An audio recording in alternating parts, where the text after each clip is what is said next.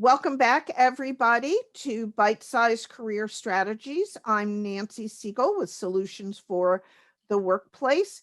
With me today, as always, is Ellen Steverson, Starting Block Career Services. And today, we're going to talk about staying happy while working remotely. And so many workplaces are calling people back into the office. Now, we recognize that some of you may have been in the office or on site throughout the pandemic.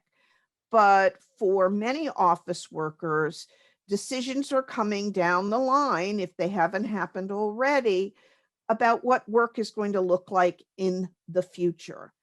And most people who think about this kind of stuff more broadly think that the standard work approach will be some kind of hybrid model, which means some folks will be in the office some of the time, while other folks are working remotely, and it'll be a mix of both remote and in-office work. Do you agree with that, Ellen, conceptually?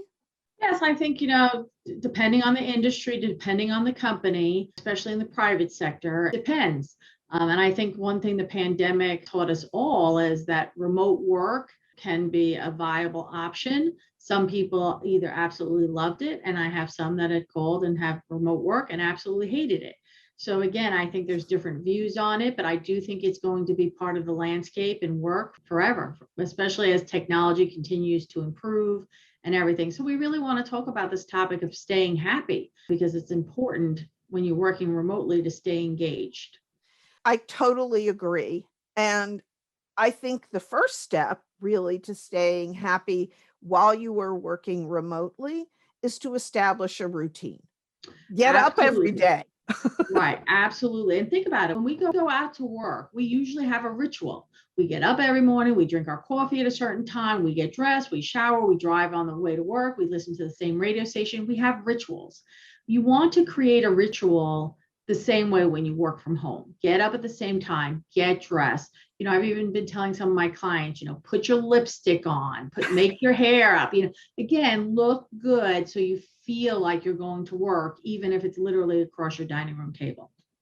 Right. And for those of you who are sitting across their dining room table or sitting cloistered in their bedroom or in a closet, it might be helpful to actually post your schedule in a place where your family members can see it so they know when you are working and when you can be disturbed. Yeah, one of the things that the pandemic did is allowed some of us to engage in our personal business during the workday and extended our workday.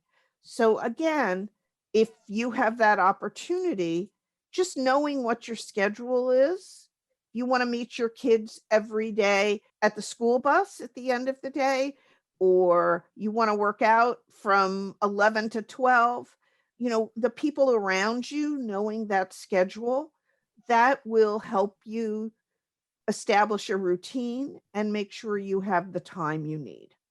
Correct. And I agree with that. What I think will be interesting to see in the long term is how flexible employers remain. During COVID, everybody, and they even have commercials out now where you see somebody trying to Zoom and the little kids are jumping in. Everybody's been really patient with all that type of stuff.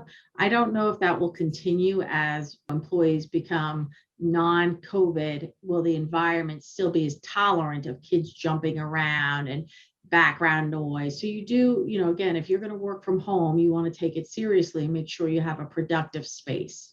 Right. So setting up a place to work, I think, is absolutely critical. And, that lead in you just gave is right on the money. Some of us have the luxury of having a home office. Some of us absolutely do not. So what can we do to make our workspace, regardless of our personal setup, work a little better? So one of the things I usually recommend with my clients is, again, if you've got a desk or a table even, and you have the background, your bedroom, instead of sitting where everyone can see your bed behind you, turn it around and sit in the corner. So just squeeze into the corner and make the background the corner of your room. That'll be helpful too for you to have a different type of scenario when you're on Zoom and having these meetings. But you definitely do want to think about ergonomics. I worked my first couple of years on a laptop. Until this day, I still have neck issues. So, again, you want to make sure you're taking care of your head and your neck, making sure you're lifting up the computer. I don't even care if it's 10 books underneath your laptop. Get that laptop raised so you don't have your head tilted down. Not that you can see me right now. But hand and wrist, make sure that your elbow and your hand are in neutral positions. Again, do you have a good chair? Because you might be young and thinking, oh, my back's no issue now. But if you sit in a hard chair and don't have any support, trust me, it will catch up to you. And then the other tip that I love to give people, actually, there's two of them. One is get up and move around. And I know Nancy and I, as writers, we get engrossed. I mean, sometimes I can write and not even realize 5 hours have gone by. So, I do have to put a little alarm on to beep myself to remember to raise my desk and stand up. Like you said, I have the luxury of running a business. I have a stand-up desk. Most people don't when they're just working remotely from home. But the other thing my doctor has warned me to do, and I'm doing it now, and I do notice a difference, is keep your eyes healthy. If you're looking at a computer for 8 hours a day, that will impact your seeing. So there's a trick called the 20-20-20 trick, and you're to every 20 minutes, just make your little computer ding you, and all you're doing is looking 20 feet. So not right on your desk, look down the road, look out a window somewhere 20 feet away for just 20 seconds. This will minimize eye strain. So all of these are health related, but so important to staying happy. Those are all great ideas. I like those, and I hadn't heard about the 20-20-20 thing. Right. And I think I missed one of the 20. So it's every 20 minutes, 20 feet, and you do it for 20 seconds. So that's right. Perfect. Perfect. I think something else that we can do to stay happy, in addition to having a good workspace and as the best ergonomics we possibly can, is to collaborate with your team members. It's very easy to get stuck just talking to ourselves, which is never good, especially when you start to answer. Yeah. But the best thing I think you can do is turn on your webcam when you interact with people. Absolutely. There really shouldn't be a reason why you're just posting your picture when you're in a Zoom call or anything like that. And so again, and that becomes an issue of, one, it shows you're not engaging, but two, are you not mindful enough to pick up behind you or create a space? So it becomes more than just that. One of the number one complaints I definitely heard from all my clients this past year was isolation. And I will say, with being happy, it is partly your responsibility to engage. Even though sometimes I think, oh, like, I'm with the National Resume Writers Association and they might have a social, and I think I am too tired to do another Zoom call. But when I go and I participate, I always leave laughing, giggling, and thinking, okay, I'm glad I did that. So please make sure you are taking the initiative to engage in activities. And so in addition to turning on your webcam and being a proactive participant in meetings, are there some other kind of team engagement strategies that you have? Yes, and that's a great topic that we could, again, spend another whole podcast talking about different types of things. We have created a list of over 20 activities that you can download. Again, you can host virtual coffee, but really they're more fun when you do have some type of activity. So there's different activities that you want to make sure that you're doing, and we listed out 20 of them. Sometimes it's just fun to ask, your colleagues, take a moment to do, would you rather go to the mountains or the beach? And get to know your colleagues on a personal level. We forget when we're at work and we're just walking down the hallway and we stop for 2 seconds, those water cooler conversations. bring us closer to our colleagues. And now that we're all working remotely, it's like we don't have those water cooler moments. You have to kind of plan ahead. So we've listed, a whole bunch of, would you rather read a book or would you rather go to a party? So, those type of activities just to get to know people better on a personal level, Nancy. What I would call icebreakers or a variation on icebreakers. Right. So collaborating, don't forget you have colleagues, don't Mhm. forget to use your webcam. And it is amazing the tech tools that exist to help you remain engaged and happy while working remotely. And one of the things that you mentioned, Ellen, made me think about a particular tool. You said if you're in your bedroom working and you've got your bed behind you, most of the platforms have backgrounds. That's right. So you can And put a so, background on it if you don't like that digital pixelation, which a lot of times I'm doing more coaching for interview coaching for videos, which is why I suggest they turn it around, not worry about the pixeling. But you're right. I've noticed a lot of my colleagues lately have a really nice screen behind them. So again, they purchase 3 panels and it's very attractive. So if you're going to be really, working from your dining room or doing something like that, get a little screen. great idea. I think there's other things we can do. If you have an office phone and you're working remotely, be sure to forward your phone to whatever phone you're using in your remote office. And Absolutely. make sure that your voicemail message reflects where you can be reached. And the thing that drives me personally crazy, just this is me, is when I hear a voicemail message that says, I'm teleworking, so I can't talk to you. Now, that's not a direct quote, but your teleworking is working. Right. So it should, for your customers, be a seamless experience. Correct. I agree with you 100% on that. Where we work is really irrelevant. You should still be concentrating on providing the best customer experience, regardless if they're external customers or internal customers. You really want to make sure the quality of your work and the service you provide is still, you are trying to do it at 110%. People aren't going to be able to physically see you working.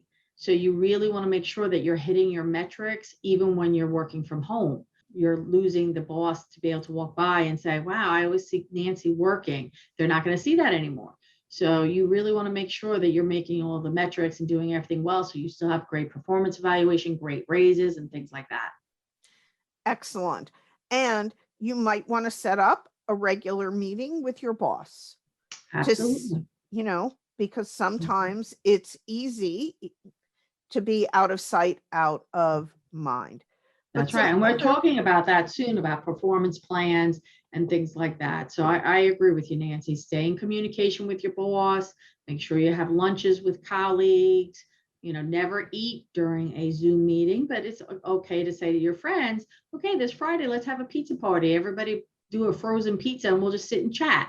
That's totally acceptable. right. So other tech tools that I think people can do is email templates, invite templates, right? Develop naming conventions for your files so that you can find the stuff that you need. And there's a lot of shortcuts that I find about new ones every day that I can use to make my life easier, like scheduling emails to be sent. You can write them whenever, but you can set your file or your system to email them at particular times so they Right. don't get lost. So there's a lot of tech tools. Well, and my favorite tech tool, because you're doing such a good job on efficiency at the workplace, I'm going to do the vanity one and say, buy yourself a good light and put it in front of you, not behind you, because you want to look good on these Zoom calls. So again, on a Zoom call or on any type of video call, video conferencing, you do want to have a light in front of your camera, kind of shining onto your face. So again, but that lighting is so important. So really, make sure you're still really coming to work looking professional. I cannot tell you how awkward it is. I have been in meetings recently with my corporate accounts, these major corporations, and some of the people are coming like they just got their pajamas on. And it's Literally. awkward. Yeah. I mean, it's awkward for the people in the meeting as well. So again, be mindful of that. Okay. And the last thing that I would suggest is eliminate distractions. And that includes social media. Turn off your feeds while you are working. Log out so you're not getting pinged and have the Pavlovian response of, I gotta look. Working from home, working remotely, I think time management skills really are just critical. I still use an old-fashioned time scheduler piece of paper. I mean, I use my electronic one, obviously, but I like to write it out first and really make sure I'm trying to do things at certain times.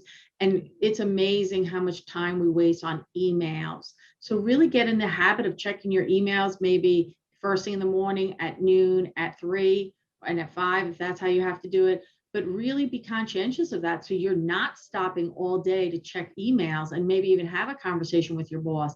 I've even had people say they've eliminated first thing in the morning emails and they only check between 11 and 12, and then they check between 4 and 5.